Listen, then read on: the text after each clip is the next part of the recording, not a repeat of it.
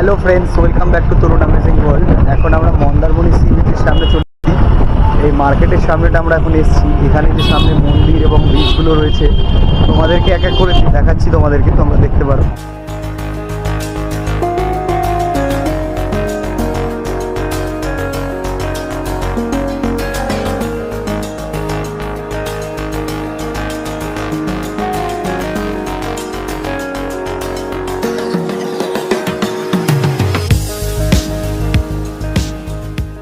এখন আমরা পৌঁছে গেছি মন্দারমণি মার্কেটে।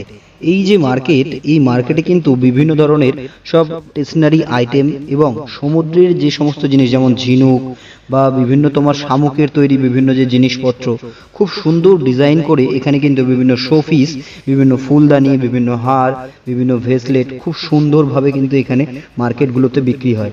প্রাইস একটু বেশি, বুঝে তোমরা চাইলে কিন্তু কিনতেই